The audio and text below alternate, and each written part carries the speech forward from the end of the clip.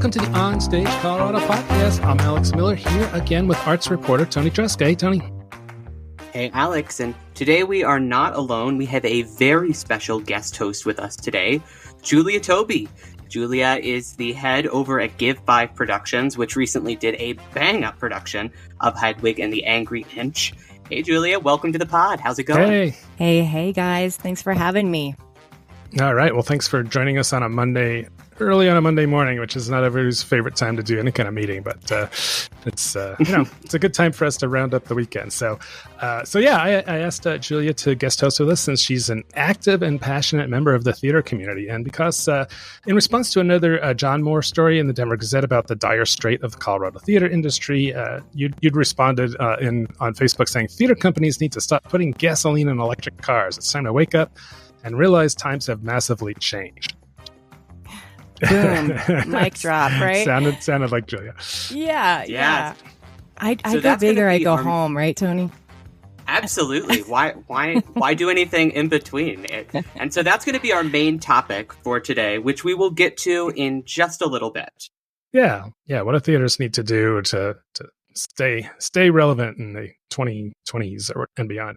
But first, we're going to look at the shows we've seen, shows we're going to see, shows we think you should see, maybe not see. And later, we'll do our Colorado headlines, our weekly roundup of shows that look like a good bet to check out. And then later in the pod, a cool interview I did with Rich Crowden, the artistic director at the Aurora Fox. So they have just announced their new season. They just they're in their 40th season. So they had a big gala on that just this past weekend.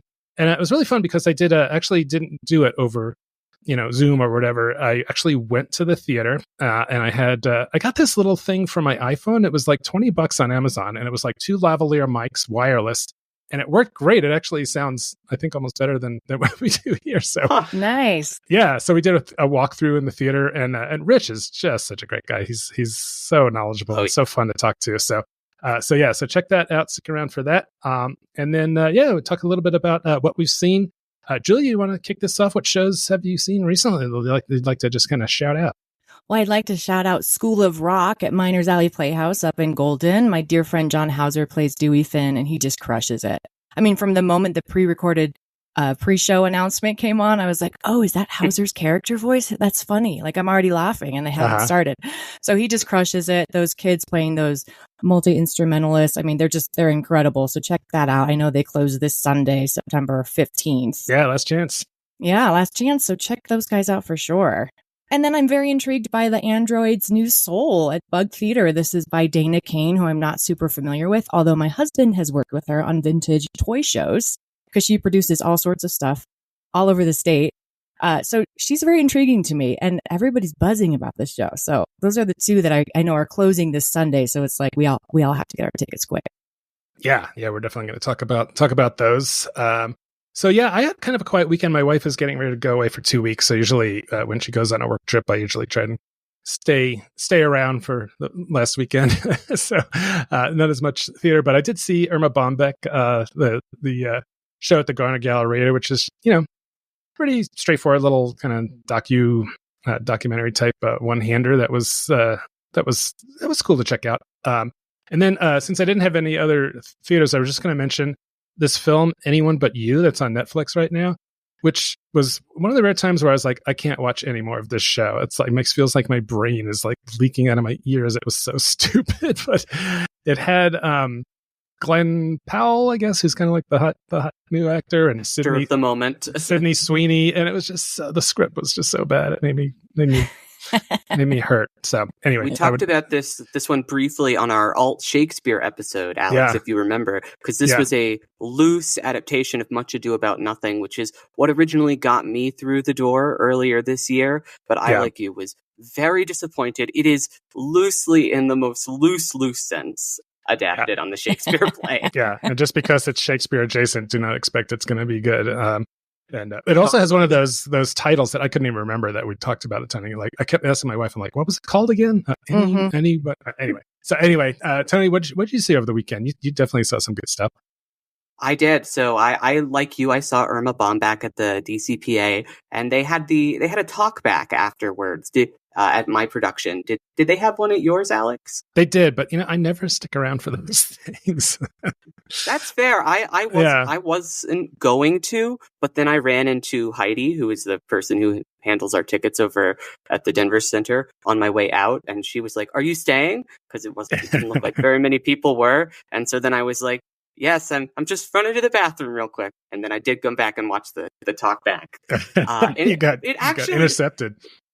I did, literally at the door. But Heidi is just so nice. I was like, okay, yeah, I will stick around. And honestly, it was a really interesting talk back because I learned that the play was written by these two female journalists. Yeah. And so that's why those sections felt so lively. The director, who had helmed the production, he had been in the original Denver Center Theater Company first season ever, which I was like, whoa, what a connection to this institution. Wow. Yeah. And then the actress who played Irma Bombeck, she had also been a columnist herself and had this summer gone to the Irma Bombeck conference that was held to kind of tour her house, and she got to meet her family and such like that. And so I was like, it was actually one of those rare talkbacks that I was like, I'm glad that I stayed for that. I really did learn a whole lot and added a new layer to the rest of the production. Okay, that's cool. So cool. And then, Julia, I can confirm I attended the Android's New Soul at the Bug. It is well worth going over there to check it out. It was one of the most insane productions I think I've ever seen. Insane in the best way. It, like you said earlier, go big or go home, right? Dana Kane is swinging for the fences. In the director's speech at the start of the show, they described her as the P.T. Barnum of Denver. And I think that was a really accurate description of the production. It was this big, lavish DIY feel that was utterly committed. It's a rock opera with a huge heart. It's a little bit sloppy in places, but that just kind of adds to that charm that's happening over there in the Bug. So highly, highly recommend folks get out to check that one out. That's if they awesome. Can. I love that they put that out there, even if it's not perfect. We got to do it, right? Mm-hmm. Absolutely. We got to show up for that original daring new work. Like, people are going to take, if you want people to keep taking big swings, you got to show up and support that. I totally agree. Another big swing that happened that I saw this weekend was POTUS, or behind every dumbass are 7 women trying to keep him alive. Over at Curious Theater. Yeah. It's a great title. It was directed by Jada Suzanne Dixon, who she opened the show with a really rousing speech to kick off the 27th season in Curious. She was clearly very proud of the work, and with good reason. It was a really funny farce that moved really well. I've seen this production. I saw it actually at Houston Stages a little while ago, and I had a couple of issues when I saw it there that I did not have here in Denver. I thought I didn't like the ending, but now I realized it was just a bit of a pacing problem in the other production. It ends on a really high note, so I'd really recommend folks get out. You've got a little bit of time. That one runs through October. Nice. Can't wait to see that one. Doesn't it start the whole show with the C word? It does. It starts with a long exchange about the C word, in which it did take my audience a little bit of time to kind of ease into that, because it's a dicey word. This ain't Britain. Absolutely. That's a good point, Alex. Yeah. I love that. Oh, I totally forgot. I should have remembered this. I saw Jersey Boys at Town Hall, which Toni and I were talking about it last week. And I've never seen that show. I don't know. It's about the 4 seasons. And I was like, I wasn't too excited about it, but it was really a good show. And it's like, they made it feel like, this band was brand new, like this boy band in the 60s.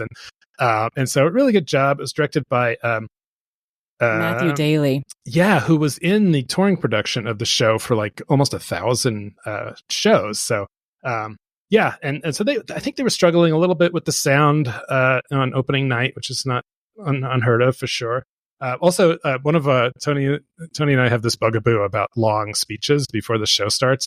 This one hit some kind of record because Robert Michael Sanders came out and did kind of the usual opening night, pretty brief, and then he had the director came out who recognized everybody down to the assistant electrician. And I was just like, oh my God, come on, start the show. I mean, yes, those people all deserve as much credit as you can give them, but I just don't. We always say it's maybe not the place when people are wanting to see the show itself. But other than that, great show. I would definitely check out Jersey Boys at Town Hall. Yeah, it gets a rap for being a jukebox musical in quotation marks, but it's more than that. I think it's an impactful story, and the Frankie Valli story is so intriguing. And I mean, I can't wait to see it. Yeah. I love Jake Bell, Caleb Wanger. I just worked with. Piper Arpan is from Broadway, one of my favorite singer, actor, dancers in town. And the set is by Brian Watson, who is new to us as a scenic designer, but I'm about to work with him on Mary Poppins down at Parker Arts. Yeah, and Jake Bell cut his hair. I mean, oh my God. Yeah, he was great. He really looked the part too. Well, it's a regional premiere. Did you want to call that out? I don't know. That's a big deal. It's the first time we've seen Jersey Boys in this region. Oh, really? I feel like it's being done all the time everywhere. maybe not. Yeah, in this region, it is the official premiere, I believe. Mm-hmm. Yeah. Okay. All right. And so, random note, Toni and I did our first TikTok videos. We're trying to get hip. Nice. Yeah. So I did, just kind of short videos just saying, hey, we just saw, I did one about Jersey Boys. I used a little bit of B-roll that I captured, just kind of walking in the theater. And also theaters are usually okay if you can videotape some of the curtain call and use a little bit of that. And yes. And Toni did one of the Android, right? Yeah, I did one of the Android's New Soul, and probably by the time you're listening to this on Tuesday, my TikTok about POTUS will be up as well. Nice. So, yeah, Great. it was interesting to walk through the doors at Curious and be like, "Hey Jada, great to see you. I'm here on TikTok duty." And she was like, "TikTok duty? What does that mean?" And I was like, "It means I'm here to shoot some B-roll and maybe the curtain call. Can I do that?" And we were able to work it out. That's awesome. Yeah. And we'll put them on Instagram too. So just little, little things like that. We have another theater site back in DC that we're sort of friends with that they do that. And we're like, oh, that sounds like a cool idea. So, all right. What's in our mailbag this week, Toni? Any comments out there? Yeah, we actually did. We got 2 comments this week. So the first was a comment on your review, actually, of Irma Bomback at Wit's End. So Debbie K wrote in, "Did not hit the mark for me. Irma was hysterical, and that's what I thought the show would be about. It was mildly funny, but I was offended by the overt liberal emphasis on politics. Not at all what I was expecting." Which, after having seen the play, I wasn't quite sure that I understood that comment. Yeah, I was like, I responded to it saying, what was it the liberal part? Was that the Equal Rights Amendment stuff? It's like, is that liberal? I don't know. Yeah, I wasn't quite sure. That was really the only political messaging was just about her in advocating for that the Equal Rights Amendment. But I hadn't seen. Did Debbie at all? Did she respond to you, Alex? I don't think so. So, but yeah, Irma Bomback was certainly had. I'm sure she had some political leanings one way or the other, but it wasn't a hell of a lot of it in that show. So, cool. Okay, what was the other one, Toni? So we had Brian Halsey wrote in about our last podcast, Re-Theater Deals, and said, in addition to those discounts mentioned on your recent podcast, some theaters offer discounts targeted at young professionals. For example, the DCPA, Radvantage, under 30, there's a $25 membership fee, up to 75% discount on all theater company and Broadway touring shows, limit 2 per season. And Fort Collins Lincoln Center, Entourage, age 21 to 39, $15 membership fee, $25 tickets, limit 2 per show. I believe the goal is to grow the next generation of theatergoers.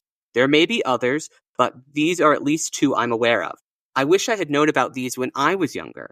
I appreciate the podcast, website, and newsletter. Thank you for all you do, and I hope you keep it going for another 6 years, 100 podcasts. You provide a great service to the Colorado theater community. So thank you so much for writing in, Brian. That was a great comment to receive. We really appreciate you writing in to also share these additional options for young folks who aren't necessarily students, because we shouted out a lot of the student options last week. But you're right, there is another group of people, of young folks who maybe aren't in school, and these are some great options for them to look at.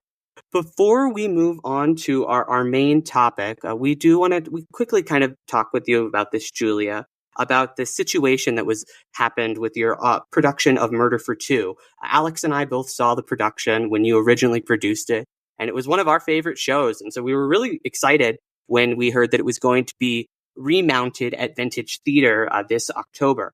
However, as of last week, that production was canceled. And so we were wondering what you can say about that and how that went down, if you're comfortable talking about that. Yeah, just really briefly, I am working very diligently with my comrades to elevate the bar set in Colorado theater. And that's across the board, whether you're at the Denver Center or the tiniest little community theater. I think that clear communication, basic respect, and transparency costs us nothing. It just costs us a little forethought, a little bit of time. And that's all I was expecting in this contract. Unfortunately, the contract was not honored, and communication got disrespectful and counterproductive. So we as a team, including the cast and the crew members that we had left, decided to cancel the contract. And that's something I'm going to stand by. I think we need to keep beating that drum. We need to have that in our community. Yeah, it's really unfortunate. And it's also, it's a little odd considering that Vintage has had 2 shows canceled in the last year or so. And this one and Black Nativity last December, which was a big to-do, big imbroglio. Toni, you did a story about it in Westward. Can you remind us what happened there? Yeah, so they were staging that ambitious revival of Langston Hughes's Black Nativity at Vintage Theater, but it came to an end December 3rd, just days before its rescheduled premiere on December 8th. At that point, it was the only production in Vintage's theater history to be canceled after the rehearsal phase began. Alicia Lisa Young, who founded the DEI outreach organization, Idea Stage, was fired on December 2nd. Young claims that she didn't receive proper support from Bernie Cardell as part of the new directors program, so was set up to fail. Vintage board director Shoshana Staton and Cardell claim it was due to a disorganized rehearsal process that left morale low that led to her firing. And that's the short version. It's all disputed, by the way. Everything, pretty much every point in this. If you want to read the full story, it is in Westward. And we also dug into the situation in our December 11th, 2023 episode of the podcast, A Kerfuffle in Aurora. Yeah, I mean, let's own our parts in that, right? So if a production closes or cancels days before opening, how do we as leaders show up and say, man, maybe I made some mistakes too, and how can I be held accountable? I think that's so imperative. It's truly critical if an organization is going to survive. So going back to your situation, Julia, just to kind of move past that and think about that there's definitely, it's a tricky relationship between a production company and a venue or a theater at times. And you touched on it a little bit, but I mean, what would you, I don't know, suggest maybe based on this situation or other things you've been aware of to make that a productive relationship? Well, number one, trust your gut. If you're in conversation with somebody about collaborating and you start to just smell anything funny, just pull out. It's much better to pull out earlier in the process if you can. And then, I did hear certain things in the community, and I wish I had listened a little harder before I had signed that contract with them back in April to co-produce. So, there's a huge amount of trust that needs to happen. And I'm talking about co-producing with other theater companies in town. And I feel really good about that possibility. I don't want to be the kind of producer that has to explicitly list, here's how we professionally conduct ourselves. So if it comes down to that kind of contract, I don't need to be a part of it. So yeah, I mean, just trust, open communication, trust your gut, and do your due diligence as far as vetting potential collaborative partners. Sounds like sound advice. So, all right. Well, we'll move on, as I'm sure you're happy to do, to our main topic. So, another one you're involved in, Julia. So John Moore at the Denver Gazette wrote a story titled "Why Are So Many Local Theater Companies Disappearing?" And he had kind of some of the numbers of in the last, I don't know what the span was, but definitely gone down a few 10 or 20 theaters or something like that. So. And your comment about theaters need to just start doing something different. What's your thinking behind that? Well, number one, I think as producers, we need to listen a lot more. We need to reach out to the community and say, what's resonating with people? And it's not just, this is my favorite title, I've always wanted to do it, so I'm going to choose it. Like, how is this resonating in today's political climate, in today's advocacy climate? And then how do we engage the community? So before I ever announced that I was officially doing Hedwig, I had gotten the rights, but I assembled a queer advisory group, and we had Zooms for several weeks. And I just talked to the genderqueer community, and we talked about how controversial the Hedwig and the Angry Inch story is, not only to the trans community, but for genderqueer folks. And it really was a question mark. It was like, do we do this? Should we do this? How do we do this? With a lot of intention and transparency. And it took us weeks to get to the conclusion. Okay, let's do it. Let's produce Hedwig and the Angry Inch, and we can do it in a really conscious way. And so we did. And it was, it was explosive. And I think so much of that is the story itself, written by John Cameron Mitchell and Stephen Trask. But the way that we did it, it was intentionally engaging the community around Colorado. And I think that's why it was a success. And then also, just the format. We had a pre-show. We had a costume contest. We had a raffle. We had a lot of engagement from the drag, burlesque, circus industry, where those folks are maybe going to Tracks or Hamburger Mary's, but they're not necessarily going to musical theater every weekend. So, we were able to capture a much wider net by just doing that work, just reaching out and saying, hey, you guys want to put together a Rainbow Cult night or the Center on Colfax night or whatever. We really did a lot of work there to get those wheels in motion. Yeah. Well, what other kind of situations can you see where you would try and figure out, is this thing going to sell? Well, yeah, selling is a huge part of it, right? But also resonating is a huge part of it. And I think it sells itself when it resonates. The word of mouth is explosive when it resonates.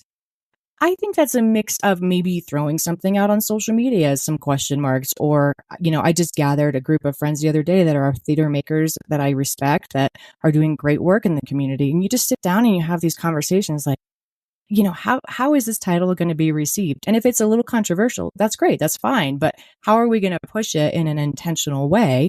And is this the time to do it? There's just a lot of considerations. When you're producing theater, there's 1 million considerations. But if you're starting with a title that nobody cares about, you're a little bit already in the mud, Yeah. Yeah, I think that's a really interesting point of just you don't want to ever lead from behind in that kind of capacity. So I guess kind of turning back to John's story, he was comparing the situation today to when the pandemic hit in March 2020. He notes that Colorado had 117 active theaters, and today there's only about 73 companies that have at least one upcoming announced title. In his article, he notes that COVID is a huge factor in why companies are struggling, as is how expensive the Denver metro area is, as well as it being hard to find places to rehearse as well as perform, giving being down, and companies struggling to build attendance back up to pre-pandemic levels. So, Julia, what are your kind of thoughts on the state of the theater industry today? And do you kind of agree with John's analysis, or do you have other reasons that you maybe think traditional theaters are struggling to connect with people today? Well, I'll just throw into that pot, it's an election year, so everybody's precious with their money. We're all like, oh my God, are we going to have to bunker? And is it going to be a civil war in November? We're all a little bit scared and operating accordingly. So that's a huge part of this year. And I hear that from everybody in my life, every industry. People are just not spending like they typically do this year. But I think John Moore is absolutely accurate in all of those regards, especially the cost of living in Denver. That's something that has, oh my God, it's just ballooned. I just can't get my head around it. So when you're looking at how am I going to pay my cast and crew or designers or whatever else, people that are beating that drum for equity, it's hard to say, I can only pay this much. How can we do this show? So I think there's that. And I think that a lot of people are pushing titles that people just don't know about or don't care about. And marketing is such a huge part of that. So if you have a show like POTUS that everybody's talking about and has been produced a few times regionally, there's a little bit of buzz there. But if it's a brand new work, the marketing has to be times 10. And it's always an educational piece. It's this is why you might resonate with this. And here's a little bit about the story and the characters. And the bottom line is so few people have effective marketing strategies or the resources to implement them. So marketing is at the top of, my top 3 reasons why theaters are dying. Yeah. Talk about this a lot. Yeah. And that's my question as a producer. I'm a marketing person. So if I can't figure out the commercial hook, I can't produce the show. If I can't figure out a reason why people are going to say, I should spend my time and money at this thing on this day, I can't produce it because it has to be profitable. And I know that that's kind of a curse word in theater. Like at the end of the day, people are scared to talk about profit margins in theater. So it is called show business after all. So I feel like you're being true to the actual art form and being willing to recognize that kind of conversation. And I mean, if you can't even justify to yourself why you would want to spend time to come to this production, how is an audience? I think that's an incredible point. Yeah, absolutely. And it's like I said, it's more than just money. It's time. I have so many weekends. I don't want to spend this much time away from my kids or my family. Why should I leave them and go see this? And if the marketing isn't sending a clear message about that, then the consumer is lost and they're not going to go. You confuse them, you lose them. One of my biggest marketing persons, that's one of their thing. You confuse the consumer, you lose the consumer. And so much confusion is happening. Like, what is the show about? Tell me explicitly, right? Yeah. Yeah, it's something that, like I said, we talked about, Toni and I did a marketing workshop, and if anybody wants to see that deck in the theater community, I'm happy to share it. And I'm actually thinking about making a video of it, because I think there's a lot of things, especially a lot of times the theater marketing person is like, hey, you know how to do any marketing? Sure. It's like, it really needs a little more thought than that. And your marketing person is probably almost as important as your director, because if you want people to come see your show, it's really 100%. Important. And give incentive to your cast and crew to sell tickets. When I'm in a show as an actor, it's a little tricky to feel like, oh God, I got to market it too. But I gave, unique promo codes to everybody that was on my team, and they earned a commission for every ticket they sold. So that was a huge part of it. Like, if you're going to have people marketing for you, pay them for it and pay them accordingly. And by the way, that's a model I hope everybody steals. That's a great, it's a great idea. Yeah. Yeah. So they, they would have a code and they would earn whatever the consumer would get the percentage off, they would earn that same percentage. Yep. It's a decent technique. Yeah. Yeah.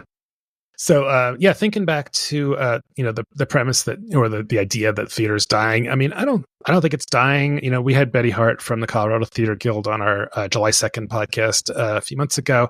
And she said, theater's definitely in a state of transition. So, and I think you agree with that too. But how does theater evolve in addition to marketing and trying to pull your audiences in some way to see what they want to see?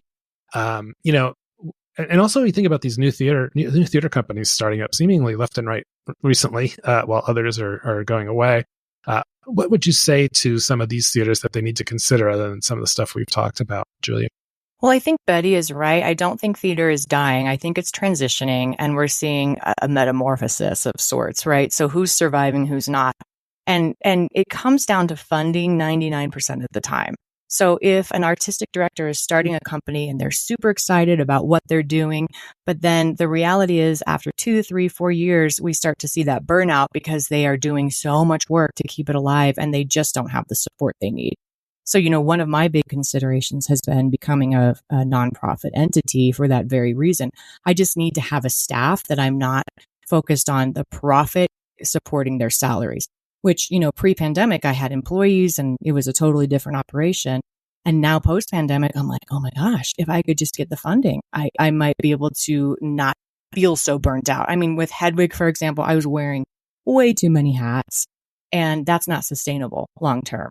Right. So I think as leaders, we have to say, what am I really ignited to do, and what do I need to delegate, and how do I get the funding to make that happen?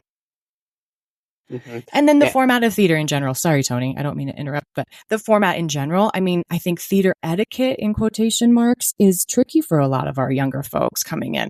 Come in, turn off your phone, sit down, put your hands under your legs and just listen.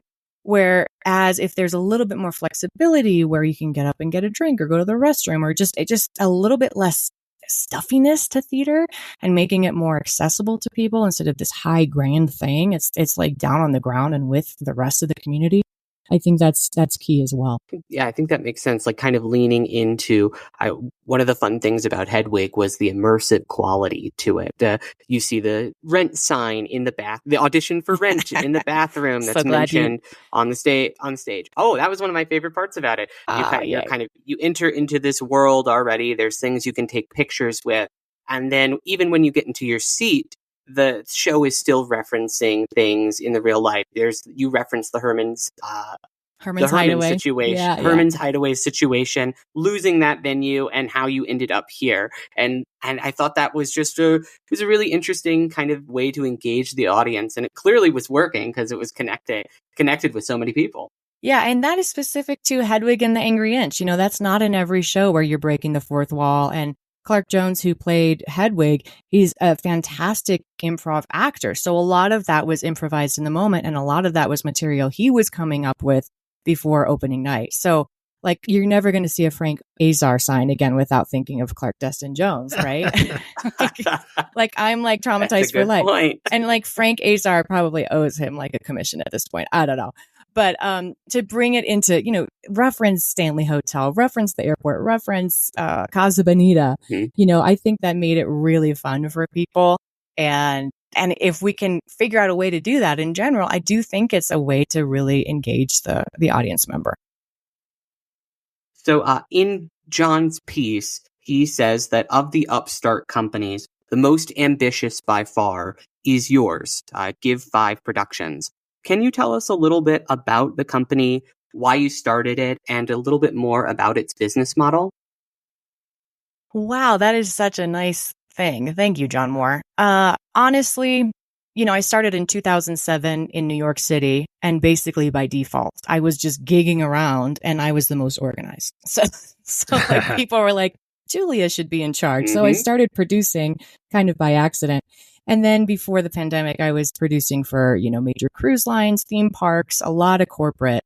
And it came down to post-pandemic wanting to sink my roots back in Colorado, where I grew up, not travel as much, be with my young children and my husband, and honestly elevate this theater community, because I came back, I had traveled and worked internationally for about 15 years. And when I moved back to Colorado, I was blown away by how much had changed and grown. And I was excited and really intrigued and inspired by it. So I'm here to lift up the community and grow the community in every way. And that's by first, like I said, just showing that basic respect to everyone that's on board with you for any sort of production. And then giving those tools. Like if you bring somebody on, give them the tools to succeed, whatever that is. We have callbacks coming up for Mary Poppins, and I want to make sure that I have a Google folder that is explicitly clear and clean for everybody to come back in with their sides prepared. Little things like that are, I think, what sets Give 5 Productions apart. And yeah, I take time in the middle of the night to do that stuff. It takes a lot of hard work, and I work way more than 40 hours a week, most weeks. And I think if you're not ignited to do that, it's a question mark. Like, should I do theater? If you're not going to make it a priority, then, maybe it's not the thing to do. But yeah, it's just that extra effort and that extra attention to detail that I think is setting my company apart. Yeah. So John also mentioned in the piece that producing Hedwig, it costs nearly $100,000. And in his earlier coverage of the show in July, he described how difficult the production process was, which you just yourself kind of mentioned. Can you talk a little bit about the things that made the process so hard, how you raised all that dough, and whether you or not you were able to make it back? Great questions, Toni. Oh, Lord. Okay. So yeah, it ballooned from 70 grand to about 100 grand. And that is marketing included. And I think people underestimate how much ad dollars cost. So I was on Facebook and Instagram. Like if you said you liked theater to your grandma 6 months ago, I'm sure a Hedwig ad popped up for you somewhere on social media platforms, So, ad dollars are a real thing, and I think a very effective way to sell. And we are able to track that with Facebook pixels and, who clicked on this, who did we retarget, and then who eventually bought a ticket. So it's a very effective way of marketing. So that costs money. I had an ad in the Playbill and Wicked at the Buell Theater. Those things cost money. And then paying my people, decent rates. Did I pay them a rate that sustained like a living wage each week? No. But did I pay them very competitive rates? Yes, I did. And I tried to take care of them. And there were, like I said, sales commissions awarded, things like that. As far as the overall budget and did I make it back? Thank you, Jesus. Yes, I did. It was a profitable show. Yeah, it was a profitable show. Woot, woot. Yeah. That is amazing. It is a profitable show. And that, I didn't think that necessarily opening night. We hadn't sold enough tickets to make it where we needed to make it. So John's point of like, I'm going to check back in with her by the time she closes. It was like when we had the extension, that helped. We'd already done all the work. All the design work was done. So all we had to do was just pay our cast, band, and crew. And the venue was key, right? So I had all the drama with Herman's Hideaway, and then Non Plus Ultra is this fantastic venue management company in San Francisco and Denver. And they really worked with me. They understood what a theatrical run has to be. They can't charge me their corporate rate of $7,000 a night or whatever it typically is. For me to be in that space exclusively, they made it really sustainable for me. And that was everything. And then they took 100% of the bar sales and they were thrilled. Like the first weekend we made our bar minimum. They were just over the moon. So if you can find a kind of collaboration where it's a win-win, it truly is a win-win. I think that's key. That's great. And personally, it makes me think I don't necessarily need to own a venue 100% of the time, because managing a venue is no joke. But if I can be a nomadic producer and go to the venue that ignites the story, that could be a really cool setup. Yeah. I think one way to think about it is, if you don't have the expense of a venue, but you also don't have the advantage of being a theater that people know and follow and it's near them or something like that, you can take some of that money you save and put it towards marketing and other things like paying the actors a decent wage. And so that's probably a good trade-off. Yeah, for sure. For sure.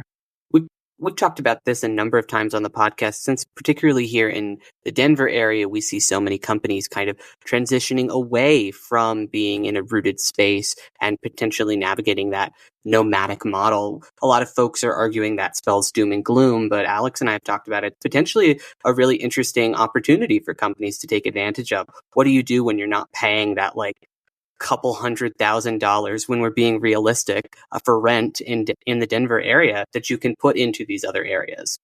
Yeah. And I actually think it helped us. There was a bit of intrigue of what is this? It used to be a brewery in Rhino and whatever. It became kind of a scavenger hunt. People love these escape rooms, So if you can have that level of intrigue, people were actually excited by the fact they'd never been to this venue before. And that people were talking about it, and there's really cool restaurants around it, and you can walk. And if you find the right place in Denver, not all areas would be that way. I've looked at stuff out in Inglewood, Warehouseville, and it's nobody wants to go there. They want to go to Rhino, where there's a really cool vibe, and like I said, there's stuff surrounding it that's really cool. Yep. That's great. Well, so takeaways for theaters: think of some new ways to do things. Find out what people want to see before you just line something up. Do some due diligence. Definitely spend some time and money on marketing, and you will be the bomb. So before we move on, I just wanted to mention that today, September 10th, is the 1-year anniversary of the Bobert incident at Beetlejuice. Oh my God. I know. I was thinking about it because, of course, she's about to become my representative in Congress, which makes me just sick.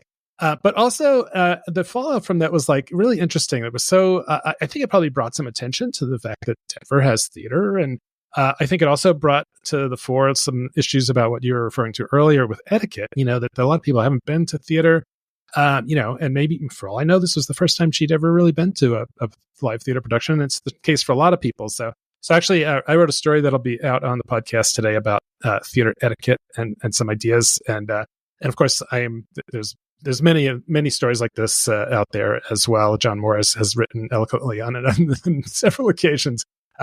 But anyway, so just to mark the Bobert incident that we talked about on the podcast after it. So it's very fitting that the 1-year anniversary comes as Beetlejuice is out in theaters. It's Beetlejuice will always haunt Bobert, I fear. Yeah, I think so. They should really get her involved in the ad campaign and say, hey, I love this stuff. So, all right. Alex, before we go, can I give one shout out? Absolutely. Okay. I just have to lift up Waitress at the Arvada Center, and specifically Ann Terzi Schwartz. It's really one of the most beautiful performances I've ever seen by a musical theater actress, maybe ever in my life.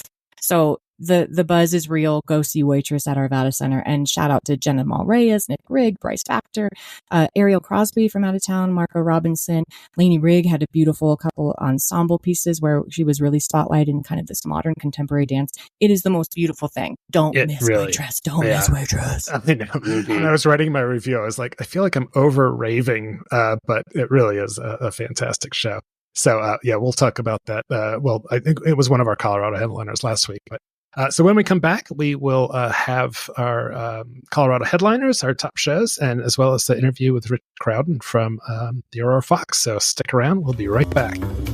Support for OnStage Colorado comes from the Boulder Ensemble Theater Company, whose upcoming season kicks off September 26th with Henrik Ibsen's Enemy of the People, adapted by Mark Reagan. The show runs through October 13th at the Denver Savoy and November 8th through 17th at the Dairy Center in Boulder. Tickets at betc.org. We're also sponsored by the Arvada Center, whose new season is now underway with the musical Waitress, playing through October 13th.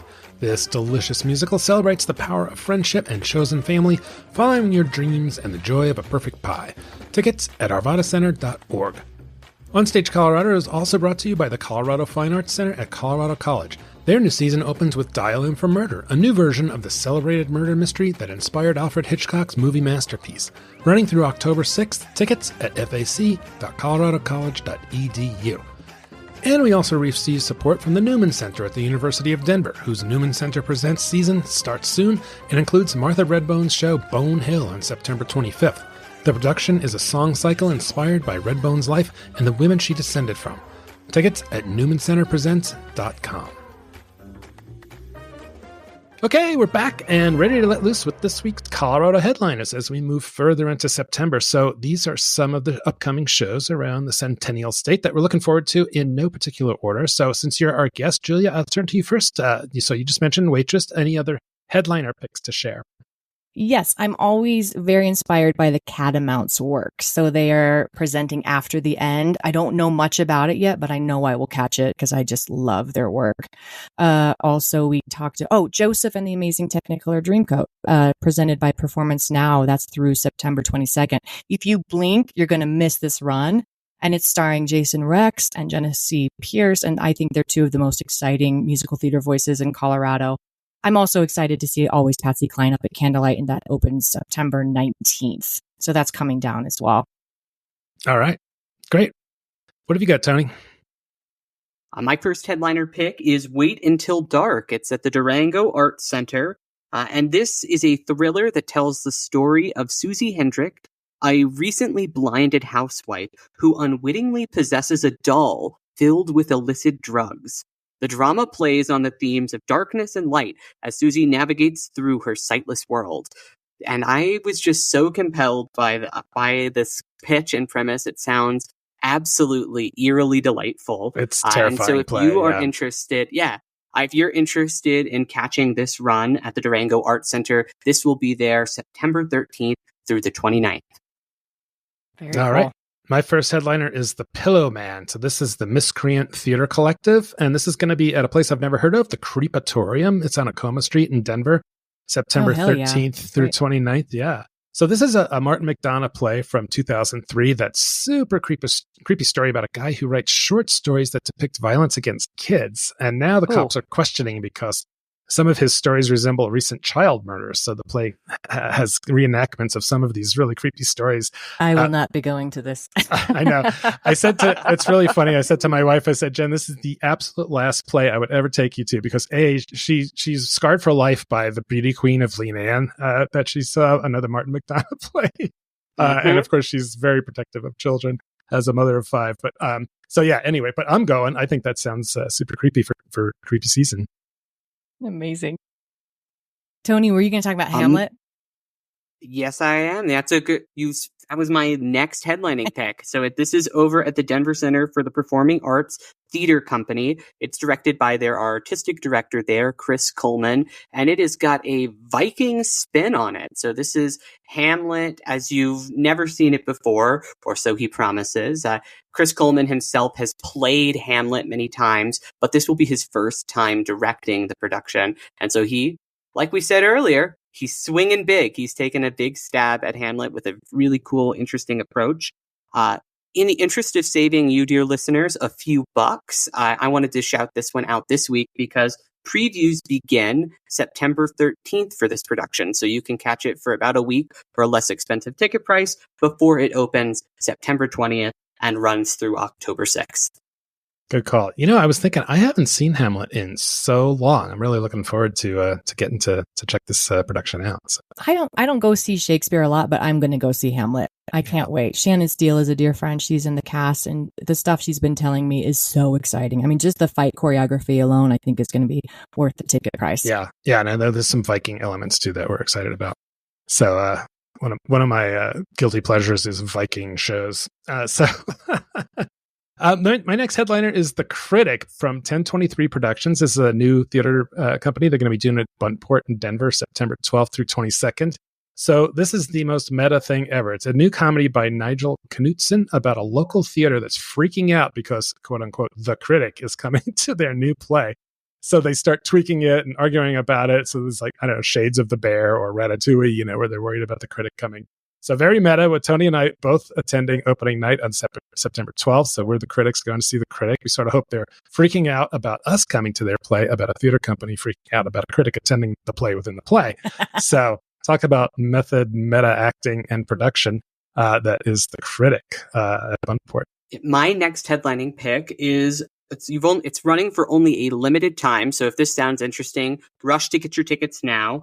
It is Black Orpheus, being done by Cleo Parker Robinson at the Ellie Calkins Opera House inside the Denver Performing Arts Complex. And this production is kicking off its 54th season here in Denver as our premier Black dance troupe. They are performing two pieces that capture Brazilian culture through distinctive works, including one that is centered on Orpheus and Eurydice, but told through a Brazilian perspective. So that is going to be for 2 days only, September 14th and September 15th at the Ellie Calkins Opera House here in Denver. I'm going to go see that. Everything they do leaves me shattered. They do beautiful work. Yep, for sure. My next headliner is Man of La Mancha, Ovation West. They're doing this at the Evergreen Center Stage, September 13th through 29th. So I have to say, I was scarred by a bad production of this I saw many years ago. So maybe I should give it another shot. But I don't know. I also recall simply not liking the material, performance aside. But, it still gets done. I don't know. What do you guys think of Man of La Mancha? Go ahead, Toni.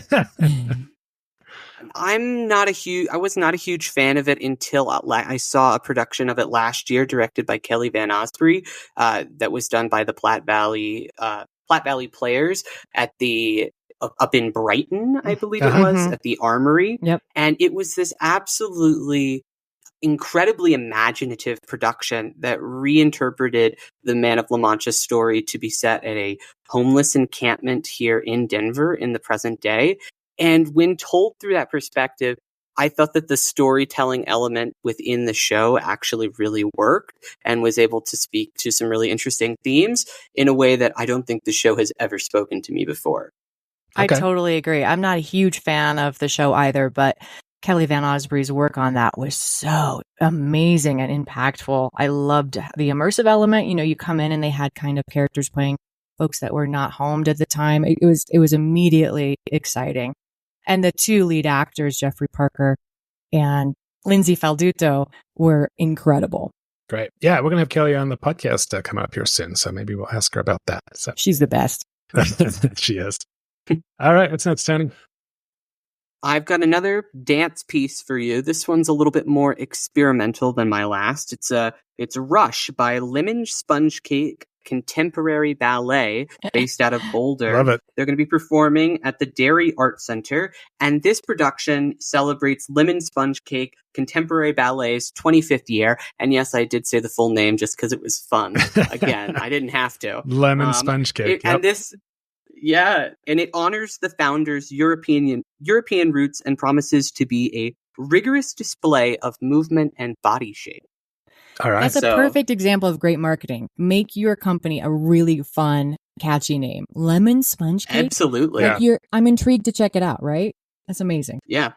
And so this one, if you're like Julia and you're interested in checking this out, you've got 2 days. It's in Boulder at the Dairy Art Center, September 14th and 15th. All right. My next one is just a one-nighter. It's Reply All Improv at Theater Silco in Silverthorne. And so I mentioned this just because in the mountains, there's very little opportunity to see live comedy and improv. And they do this, I don't know if they do it every month. They do it kind of on a regular basis. So if you happen to be up leaf peeping, which is kind of starting to be a thing up in the mountains, you might check out Reply All Improv at Theater Silco there in Silverthorne. My final headliner pick is just one that I want to get on your radar. It's not this upcoming week, but it is coming soon. It's the High Plains Comedy Festival that takes place every year on South Broadway here in Denver. So this event was founded in 2013 by Denver comedian, writer, and former Westward reporter Adam Caton Holland. And it features a mix of local and national comics performing in venues such as the Skylark, HQ, Chaos Bloom, and more, all up and down South Broadway. So not only is it a really incredible opportunity to see a ton of comedians who might not normally be here or be all in one place, it's also a really cool way to explore the historic Baker Street neighborhood in that area. So that is not this weekend, it's the next. So that'll be September 19th through the 21st. All right. And my last one is Stories on Stage is back for their new season. This episode or installment is called The Sporting News. So it's their season opener featuring terrific stories about America's love for sports. And this is on September 15th at Su Teatro in Denver. And it's got a banger cast. It's got Gareth Sachs, Sean Scrutchins, and Allison Watrous, who, she heads up the kids program at the Denver Center, but we don't often get to see her on stage. So, these are readings, of course, but readings really require good acting too. Yeah, so. Stories on Stage, they do great work. And Gareth Sachs is one of my favorite actors in town. Mine too. I have a really big crush on him. Don't tell anybody. Okay. I have a crush on Gareth Sachs. All right. That's our Colorado headliners for the week. All right. Well, I think we went over 10, but that's okay. So I was just going to mention new and upcoming reviews on the OnStage Colorado site, including I just read a review of Irma Bombeck at Wits End. Jersey Boys, Eric Fitzgerald will have a review of that. I'm going up to Conifer to see Run for Your Wife from Shortbox Theater. And then Toni and I are going to do a night at Rise Comedy coming up. We're both going to go, and we're going to kind of, I think we're going to see 3 or 4 of the shows there and kind of write a review of sorts to see what it's like to check out Rise Comedy. And then, Toni, you'll have the Android's New Soul review, and then Julie Walker's Catching POTUS Dumbass, I'll call it for short. We'll have that review. And then Eric wanted to go check out Cat in the Hat at Vintage, which is a kid's show, but he wanted to go see it. So, all right. Well, stand by. And my interview with Rich Crowden at the Aurora Fox is coming up next. Looks good. All right. I'm here with Rich Crowden at the Aurora Fox, and we are going to talk about this amazing facility and its 40th anniversary. And all the things, right? Yeah. Yeah. So we're here in the lobby, and, I just walked past the brand new sign out front there, which looks really cool. And I know there's some more things coming up next year, right? And we're in the process of some things this year. You're actually among the first people to stand on our new carpet. It's a really beautiful carpet. Yeah. Well, thank you very much.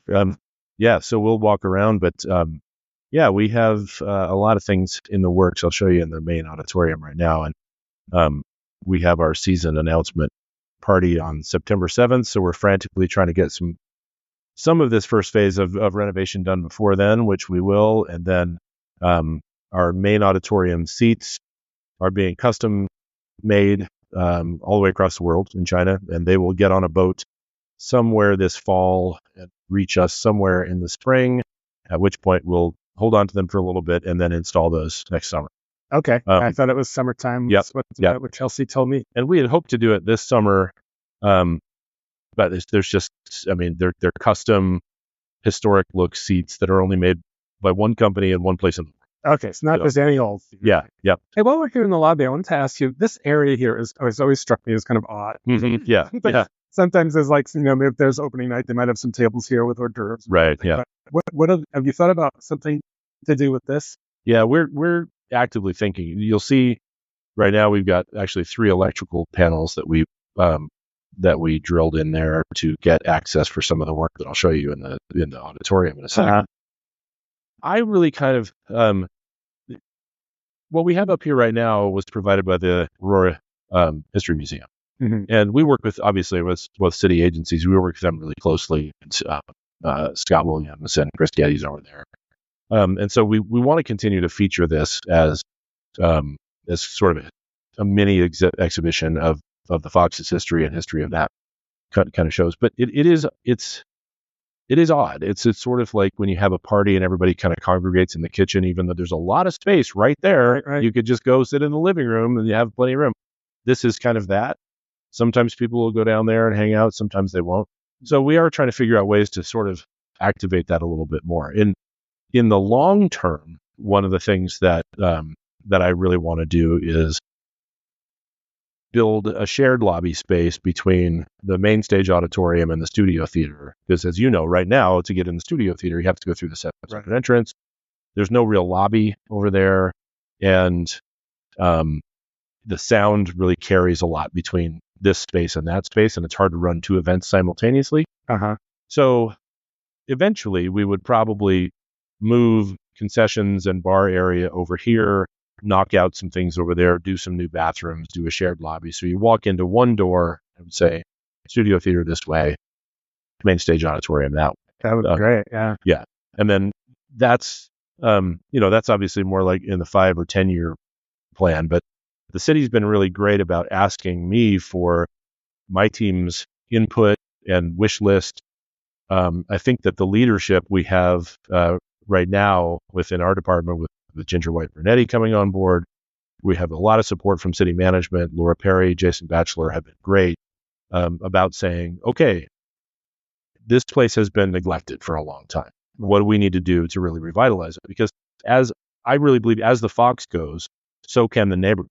And so we're really saying in investing in the Fox, we're really investing in the neighborhood and the cultural arts district.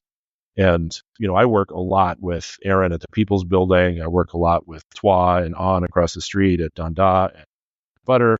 We work with Vintage. We work with all the other stakeholders, Dava in the district. We all want to see this nice, safe, bright, vibrant, healthy Colfax corridor. But if the iconic structure of that zone is looking like it may not even be open, right, then how can you expect anything else to come along? So there are a lot of projects in the works. As a department, we just applied for an NEA Our Town grant to do some activation of Fletcher Plaza, working with the company out. Is that the area right in front of the library, which has been, again, high crime, high unhoused population, trying to figure out how do we address that without just continuing to kind of kick people down the street. How do we make that a place where families and people can go that's safe, where there's activity out there, where there are events, where there are concerts, where there are art events like Colfax Canvas happening more often. But for me, and maybe that's just because it's my job to say this or think this, but I think the Fox is the linchpin. Because when you're driving down Colfax, this is what you see. So that's hugely important. And so the city's been great about partnering with us to say, let's give the Fox some love. So they share your view that it's an important kind of linchpin area. Okay.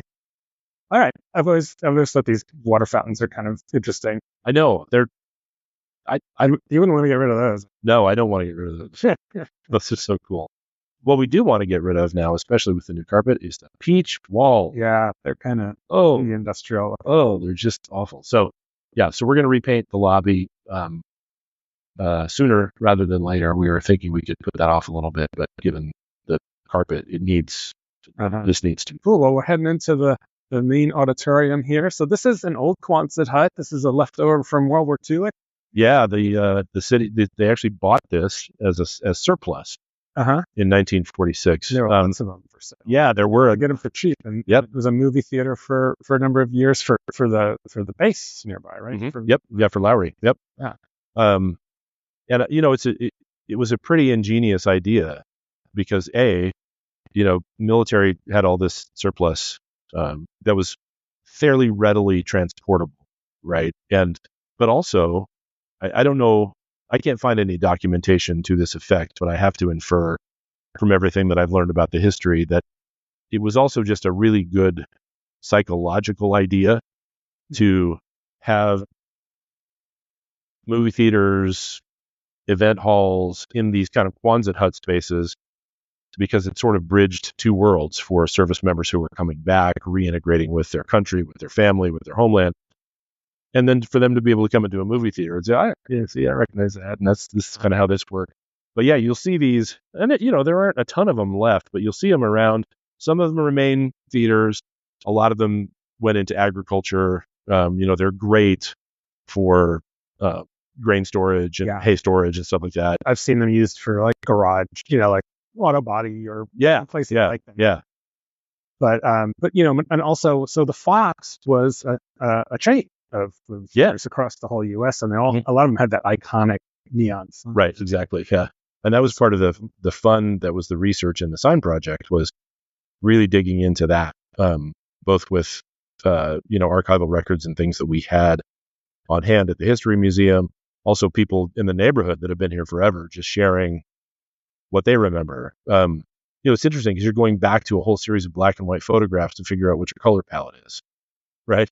So when Da Vinci Signs got up there and started to kind of just really scrape away layers of paint, and we were all blown away by the palette that is here, that is original.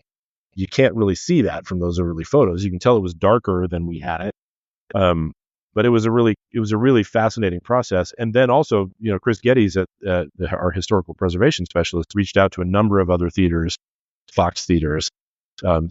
Have you restored? How'd you do it? Those kind of things. So it was a really interesting process to just learn about all of those different theaters that were pretty pervasive around the country. Yeah, it's fascinating. All right, so obviously there's some construction going on here so we're in the lower level below the balcony. So this area, and it looks like you're maybe improving the wheelchair spots. We are. Yep. As a matter of fact, we are. So one of the projects that we're working on, that we've been working on for some time, is these little alcove ramps that leave the theater on the east and west side tend to be very attractive to folks trying to get trying to get shelter out of the weather. And which, who can blame them? But then, we see security footage overnight of all kinds of things going on. And we have a lot of, we want to make sure that we're actively, assertively, thoughtfully, and humanely addressing the number one thing that stops people from coming to this theater, which is the fear of safety and security. Sure. And it doesn't help if you walk up to a show and, somebody's smoking crack in the alcove. So we started with a project to enclose these architecturally and make them secure. Also, in the process of that, they ramp down, so they are part of our egress plan that needs to be addressed within the scope of ADA. And so when we had our consulting architects walk through and we were literally walking from that ramp on the east side of the building to that ramp on the west side of the building, and both of the different architectural companies that were coming to look at the project went, well, what are you going to do about this ADA issue? And of course we said, well, you tell us, because apparently nobody had really thought to do much about it in the past. And I don't know. I mean, the Americans with Disabilities Act has been on the books since 1991. So I'm not sure if there was some sort of historic preservation loophole or something like that allowed the Fox to kind of circumvent some of what I think are very common sense regulations and accessibility guidelines. So the architect said, you're not even close with 240 seats to having enough wheelchair compatible and companion seating in here. So we said, great, now's the time. So, okay, so that's a great addition. So, and then as you were saying, new seats next, maybe spring, summer. And I can show you, we have a mock-up, so okay. I can show you one of those and you can grab a picture of that too. Yeah. And they're super nice. They're very much in keeping with the feel of that Art Moderne sort of look of the building. But they don't require a visit to the chiropractor afterwards. That's exactly it. Yeah, they're not like riding the Cyclone in Coney Island or anything. Yeah, these seats are what? They're 50, 75 years old. Yeah, and they these came from the Aladdin Theater, right? When it was demolished. And so, yeah, these seats have certainly, they've lived a very good life, and we're going to make sure that people also, I mean, this is the Fox is a very nostalgic place for a lot of us, and people have expressed interest in, can I buy 4 of those seats and put them in my house? So, yeah, absolutely. So if they can live on in some capacity, great. We'll also offer them up, through Colorado Theater Guild and those other kind of groups where maybe there's somebody who's trying to build out a 99 seat house that could just use the seats. Or people buy them and put them in their backyard. Yeah. Like old seat chairs. Yep, exactly. Yeah. And, our capacity is going to go down. We're about 240 now, and we'll be about 210 once we're all done. The new seats are wider. They're a little deeper, infinitely more comfortable for a 21st century human. Right.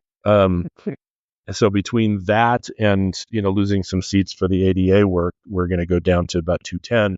But, part of my job is to make sure that that's feasible in terms of what we have as expectations for revenue and audience size and things like that. And I'm real comfortable with the idea that we're making some good trades. Yeah, we're losing some seats, but I think we're going to gain some audience. All right.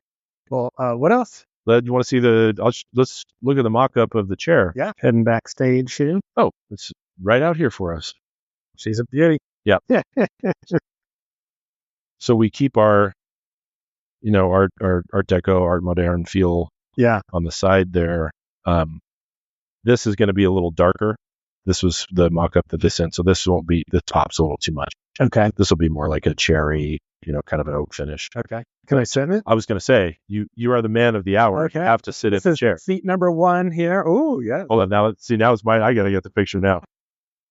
Seat number 1 here at the Fox. Won't be the seat number 1. This is the proto seat, but gentlemen, definitely a huge improvement. So, all right, well, the set for around, this is a show that I have never seen, and I can't think of another theater having done it around the world in 80 days. Of course, it's a classic old story. Yeah. It looks like it's going to be a fairly elaborate set.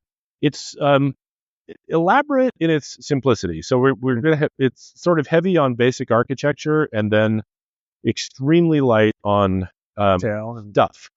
Because we have to go around the world in, say it with me, 80 days. Yes. So we're going to have a turntable, actually 2 that are in the middle, one sort of stacked on top of the other. That'll enable us to kind of pull things on and off stage and change locations.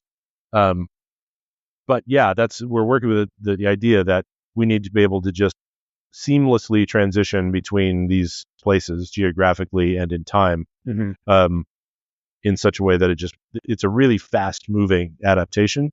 5 actors play all 33 roles. I would say 4 actors actually play 32 roles because Bill Diggle, who's playing Phileas Fogg, only plays Fogg. Okay. And everybody else they share the riches. Brian Watson, who was recently here in Percy Jackson, is playing 16 or 17 different characters in this. Okay. And which he's amazing at. So yeah, it's a very fast paced. It doesn't take itself too seriously, which I really like about it. And yet it's still pretty faithful to the story. There's not going to be, spoiler alert, there's not going to be a huge hot air balloon dropping Phileas Fogg in. I haven't figured out how to make that work yet. But interestingly enough, Mark Brown, who did the adaptation, didn't even write that stuff into the play. So, yeah, it's going to be a really great show. And I wasn't originally, when I got here, what's today? The 27th? 28th? 28th? Oh, well, today's my 1-year anniversary at Fox. Oh, well. So, yeah. So thanks for the lovely gift. You didn't have to do that. But when I got here a year ago, Kenny Moten was going to direct this show because Bo and Jen had already selected the season. They weren't sure when the new executive producer was going to be hired. So they did a great job of selecting a season that was accessible, eclectic, fun, really things that, our whole mission right now is get the audience. Right. That has, everything to do with post-pandemic, as so many organizations are struggling with live performance to get those audiences back. But it also has to do with just sort of restoring the Fox's tradition of being the community's space, and having, we can do some out there experimental regional premiere original stuff that is extremely niche and not everybody's going to be interested in that. But we also have an obligation to do something like Around the World 80 Days, where parents can say, you know what, I remember seeing that movie, or the movie with David Niven, that's I guess the grandparents, or the recent series with Steve Coogan. I want to bring the kids to this, and it's going to be fun. Percy Jackson, fun for the family.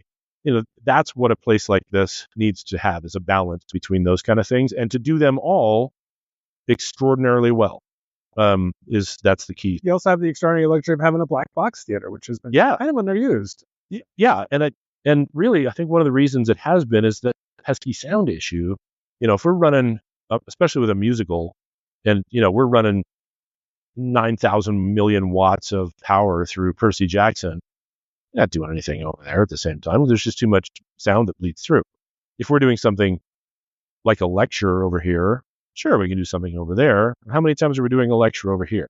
So that's really high on my list, is to reinforce that barrier somehow as soon as we can, to be able to say, you know what, running now on the main stage is Around the World in 80 Days. Running now over there is another organization that we're partnering with. Yeah, right. Yeah. No, that's perfect. Yeah, actually, no, that's perfect for there. So it is weird to have oversight of a 2-theater facility, but really it's a 1 at a time theater facility, right? So we need to figure out how to get through that. How would you characterize this theater in terms of its like backstage, its tech? Is it in decent shape? Is it a pretty decent? I don't think you have like trap doors or lifts or any of that kind of fancy stuff. We can trap this. That's okay. Where the cone is. We do have access under here that I understand has been used, occasionally in the past. We don't have a whole hydraulic system or anything like that. Mm-hmm. Tech-wise, we're always trying to make sure that we are right with the industry standards in terms of lighting, sound, projection, all those kind of things. We are always trying to upgrade things. But I remember when I was interviewing, and it was my turn to ask questions, and I asked of the group, and Jen and Brandon were both there, what's the wish list on the, what is that on the tech wish list? What do we not have that we need? And both of them surprised me. They're like, we're pretty well equipped. Like, they're obviously, we always want more toys. We got some laser stuff this summer for Percy and things like that. But generally, the infrastructure is pretty good. What we are going to try to do, though, over time, is go to an all LED. Yeah, I was going to ask about that, because it looks like you got the original. Yeah, we're still running a lot of incandescent instruments in here. The studio, we do have a number of LED instruments. Some of them are here that go back and forth. But again, if we're going to be producing and or presenting in both spaces at the same time, we need to build out our lighting inventory with LEDs, where we don't have to take our, I need a nuclear reactor to the entire thing over here and over there. Yeah. So we're going to keep working on that, and it's also just responsible. And you get 15 years ago, I would have run from that idea because there was so little. When you saw an LED lit space, you just said, oh, well, that's an LED lit space. Yeah. Right. It's either really bright and obnoxious or not so bright and obnoxious, but it's still just that LED feel. And these days, the instruments are so good that, you have so much more control over color. If you have moving lights, it requires a lot less time on a ladder, which is also good. So eventually, we would love to be able to have full LED rigs in both spaces. Hey, can I see the backstage real quick? Yeah, of course. Have you ever seen like the dressing room? One of the other things we're going to do in here real quick while I'm looking up is we are going to launch. It absolutely breaks my heart to see that when venues like Esquire and Chez Artistes closing down. Right. It obviously leaves a huge hole that we can't hope to fill entirely, but we are going to launch a weekend film series for 2025 that we're calling Fox Flicks. So we're going to do some upgrades on our projection screen and projection equipment around that to be able to have mostly weekend matinee, classic films, indies. Right. It's that is bars in there. Yeah. Which is really the only place it can go now. So we're actually in the process of working with some vendors to figure out how we can use less space, get that closer to the proscenium.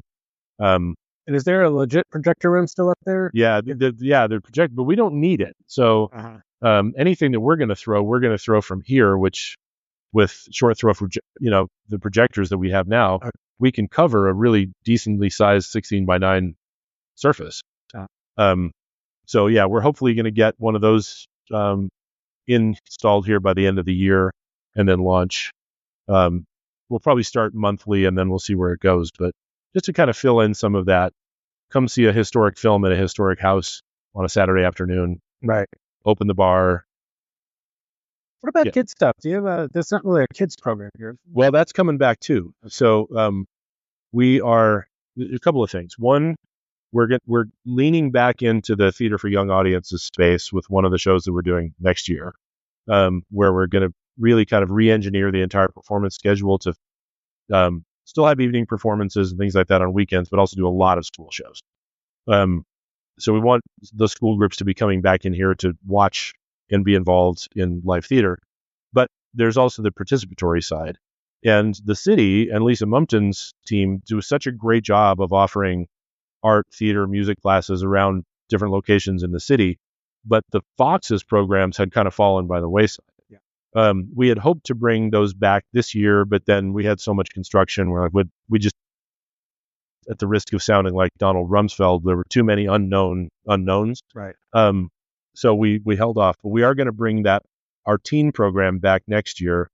We're rebranding it, renaming it, and really focusing on 8th grade to 12th grade kids with experience.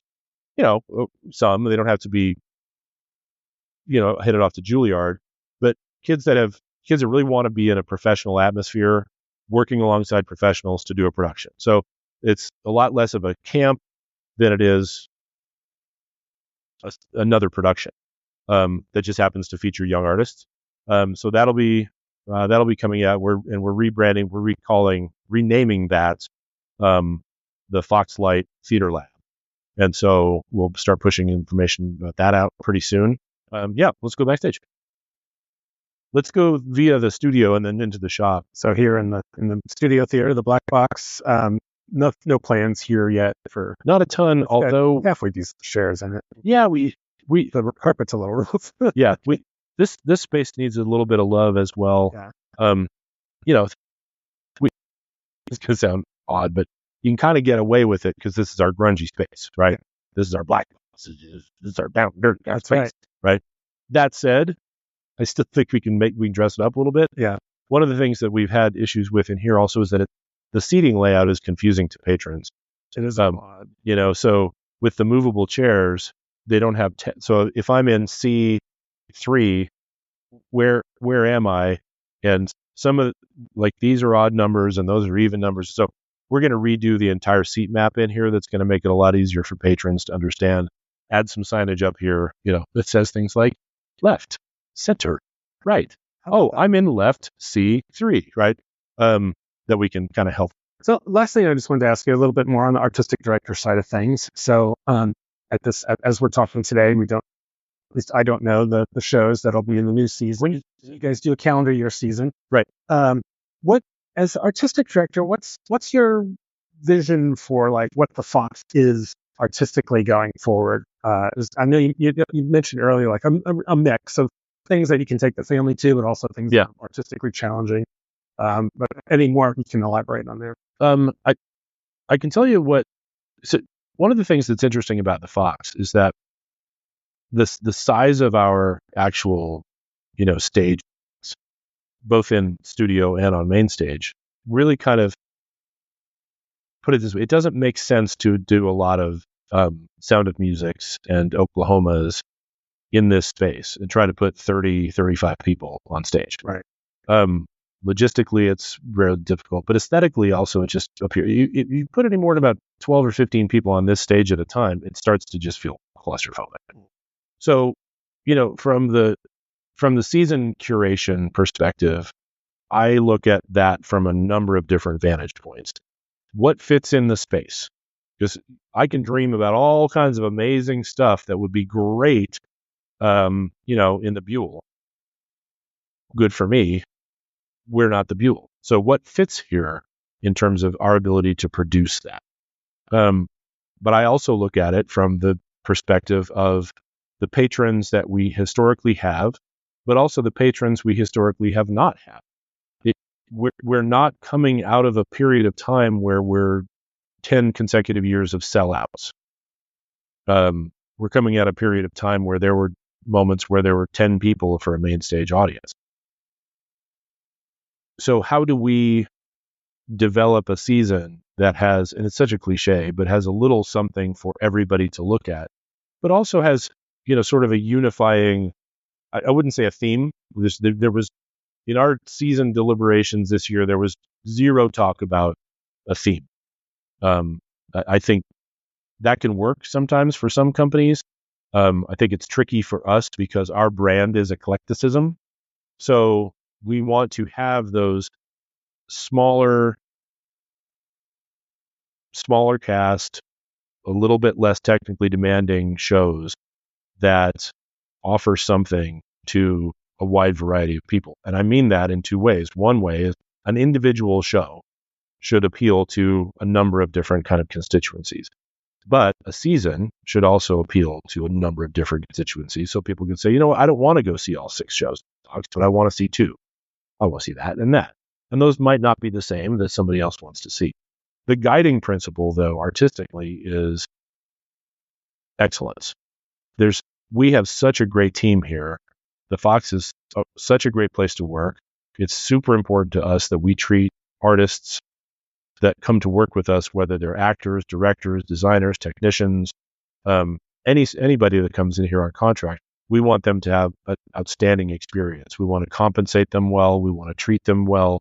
We want to honor their craft. And we want this place to be a venue where everybody wants to work all the time. And part of that is titles. I've been on the other side of that for years, where you're kind of scrolling through the CTG audition notice and looking, that's kind of a cool show, or what are they doing there? Or nope, whatever the response is. We want to have that cachet that people say, whatever they're doing at the Fox, I would be happy to be involved in because it's a tremendous experience. Part of that tremendous experience also means playing for a crowd that's larger than 10 people. I remember way back in the day when I started my first theater company in 5 Points, we did a production of Glengarry Glen Ross for one guy. And it was like our first matinee, and we quickly learned that we were right out of grad school. So we had a matinee. One guy was on the books. He showed up, and we're backstage going, okay, there's 7 of us. Yeah. One of him. What do you want to do? We're like, let's just do the show. We're here. Yeah. Right. So we did the show for one guy. Got a standing ovation. He loved it. He came and saw everything else we ever did. He was so appreciative of that. That's an outlier, right? Like I don't want to have to play for one guy. We will, but right. I want to play for 200 people. So the guiding vision also is circling back to everything stems or flows from the Fox's role in its immediate community and beyond. And if we're not addressing the issues that are facing this immediate community, then we're being, it's my way of thinking, irresponsible. So how do we do a really great set of professional quality, excellent, inspiring, challenging, hilarious, horrific, kind of shows that don't alienate the people that live within walking distance? Right, because Aurora is a very diverse city with a lot of Latino population. So, is the new season going to reflect those populations? All of our seasons should. And I think this one coming up is no exception. And one of the things I don't believe in, I have happily taken my lumps over the years at learning what it means to be a white dude with privilege in this kind of a role. And what I mean by take my lumps is I've had, you're not born having that sort of cultural sensitivity. You have to learn it. You got to screw up a few times. You've got to listen a lot. What a concept, to what people are saying. You have to have advisors around you who reflect a population that isn't your own. You have, those kind of things. And so I've tried to do that wherever I've been, but especially here, that's so important. But what I don't believe in, and the folks around me agree, I think, for the most part, is I just don't believe in, having a black show because we need a black show. I don't believe in, having, to me, that just seems like tokenism. Instead, as we're looking at the August Wilson plays, for example, that's a commitment to telling the story of a part of our American fabric and part of the Aurora fabric that is super important to tell, super important for people who are in that community to be able to experience and reflect on and respond to, but also people who are not in that community to understand what it's like to be immersed in that world for a few hours at a time. We also really engage in casting that is, and I've seen this firsthand for the last year, and whoever is the best person for that role needs to play that role. And that doesn't, if they are differently abled, if they are person of color, if they are a person from another marginalized community, but they're the best person for that role, we're going to cast that person in the role. That just, our palette of performers and artists needs to represent the community. So, we don't just say, okay, well, let's pick this show because it's got a couple black characters. And then it's really not that. Instead, let's pick this show because it's the right thing for our audience. It's the right thing to attract a new audience. It's maybe a regional premiere. It's something exciting, something hasn't been done in a long time, something we have a Fox take on.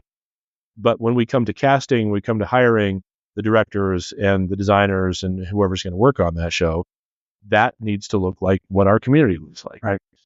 What about on the audience side, to go into most theater shows, and it's white dudes and gals with gray hair, I was at the SFD board meeting the other day, and the executive director of Colorado Symphony was, it was a great line. He said, "We're working really hard to dispel the notion that what we do is music written by dead old guys presented for almost dead old guys, right? Old white guys, right?" And I thought that was really like a great way to put it. And it's true for our audience.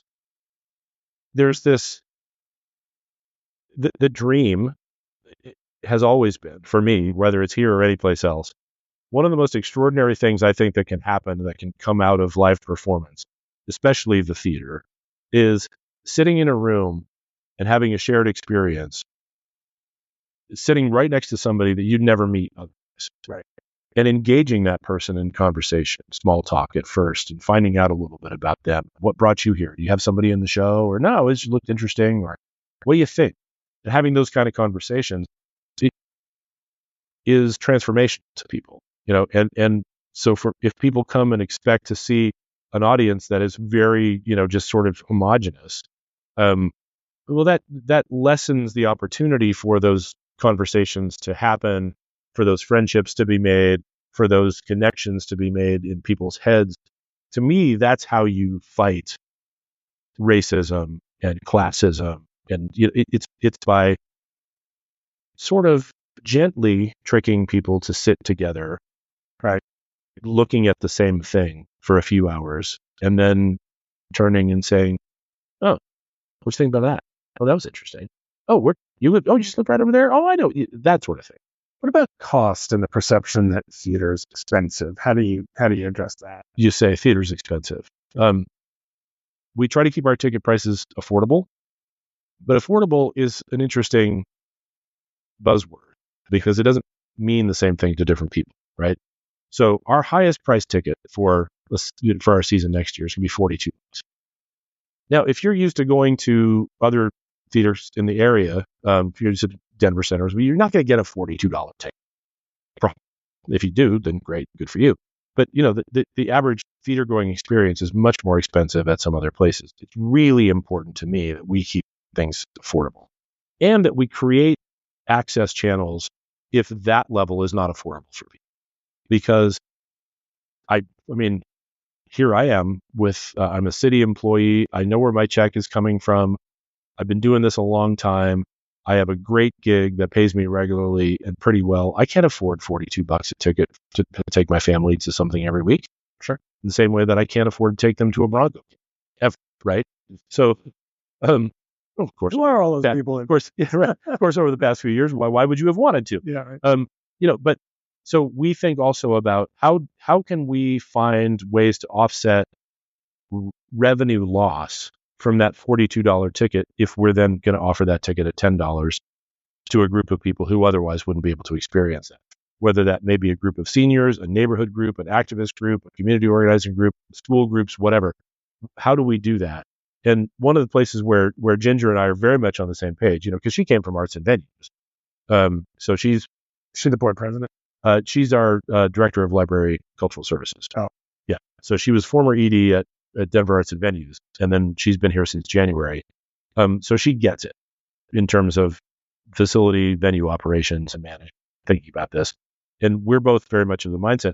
I would rather have a full house of a mix between full price, discounted, deeply discounted, and free seats than I would have 30 people there who all paid full price. Sure. For many reasons. So we're looking at that on the earned income side. And then on the other side is the contributed income side, which is tricky when you're when you're a municipal facility. Yeah. Because people like, why do I give money to this exactly city? Why would I do that? Right? Like, you're already taking my property taxes and that's a totally valid question. So what we have an obligation to do in that case is to make a strong argument that yes, were it not for, if there were no contributed income, if there were no donations, if there were no sponsorships, if there were no in-kind deals at all coming in whatsoever, we would still be able to present a really high quality professional production of whatever we're going to try to do. That said, how cool would it be if we could also get a sponsorship for somebody to come in and be able to help us offset the cost of providing American Sign Language translation once a week at a show? How much would it mean for somebody to come in and sponsor the entire season, or sponsor a show that has a particular sort of, it's not a niche show, but it might appeal to a certain audience, right? Those kind of dollars can be impactful and transformational, but you have to make the case, because especially these days, in terms of philanthropy, like overall, you used to be able to just kind of go to a potential sponsor and say, hey, do you want to sponsor this show for $5,000? And they'd be like, yeah, sure, why not? And they write you a check and that's it. Well, but those organizations are also having to turn around to their boards, whoever their stakeholders are, their investors, and say, well, this is what we expect this is the value proposition of this sponsorship, and this is the ROI. And it doesn't always have, we're 200 seats. We're not going to have, if I hang, Coors banners all over the inside of the auditorium, they're not going to notice the needle, moving in their sales when we have 200 people to seat. But in terms of companies and individuals saying, you know what, I believe in the mission, I believe in the community, I believe in what they're trying to do, I believe in the value of the arts. One of the things we're launching is Adopt an Artist sponsorship level program for $3,000, which is in the neighborhood, not quite enough, but it's in the neighborhood of what we would pay somebody, an actor to do a show or something like that. Well, why not sponsor to that level and then sort of, I'm air quoting, adopt, a performer for that show, or you've adopted the director, and then maybe that means, and you get to go out and have a special dinner with them. You get some insights. You get to come to a rehearsal. Those kind of things. That the people can really kind of get their heads around beyond just plastering logos everywhere. Like, what does a partnership really look like? And then on last year was our first year, thanks to one of our amazing board members, Don Garibaldi. Last year was our first year being eligible for Colorado Gives. And that's huge for us. I mean, that's just absolutely huge. To have that infrastructure, and the mechanisms that Community First Foundation has done with that are amazing. You just kind of slide in there, but you still have to make the case. And it's a harder case to make when you're a city organization than it is when you're a nonprofit. But the value proposition and the ROI doesn't really change.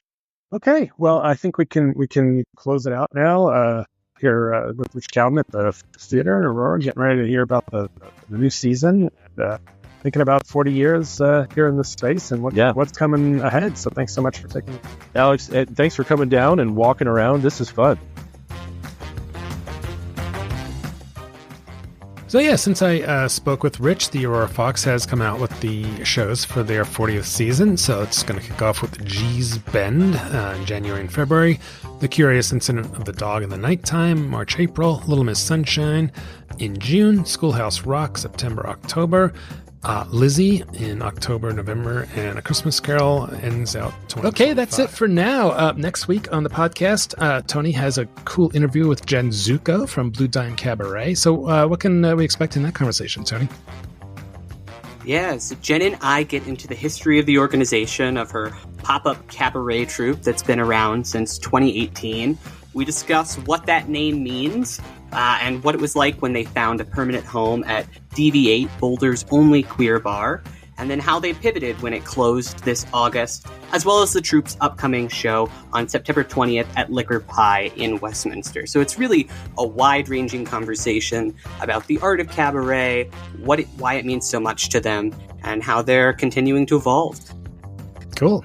Liquor Pie. What an interesting name for a bar. So yeah, that sounds really cool. If you want to hear that interview with Jen at Blue Dime, as well as our conversation about the evolution of immersive theater in Colorado, which is going to be our topic next week, be sure to subscribe to the OnStage Colorado podcast, wherever you get your audio stuff, so you don't miss a second. And also let other people know about us, especially theater lovers. So. Speaking of cabaret, Abby Applebose just went back east for this really amazing cabaret workshop series. I think she was there for a few weeks, and she's doing a cabaret at Aurora Fox in September, I think the 15th and 16th. Oh, but that's one to definitely check out as well. All right, thanks for that. If you want information about that upcoming cabaret performance, as well as all other reviews, news, other podcast episodes, and the full statewide theater calendar, you can find all that information on our website at onstagecolorado.com. As always, we really appreciate you tuning into the podcast this week. Please rate the show on Spotify, Apple Music, or wherever you're listening to this podcast. And if you do, we might read it out on the show. If you want to get in touch with us, please feel free to reach out to us at info@OnStage Colorado or shoot us a comment on social media. Yeah, or sometimes they come by my house. I had someone drop a press kit off at my house recently. So please you don't have to come over here and give me comments, though. So, all right. Thanks so much. Thanks so much for listening. I'm Alex Miller. I'm Julia Tobey from Give 5 Productions. Thanks for having me. And I'm Toni Tresca. It's been a pleasure having you here today, Julia. And for the rest of you, we'll see you at the show. Yeah, Julia, really fun having you on. You're a great guest host, so we hope to have you back again sometime. Will do. Can't wait.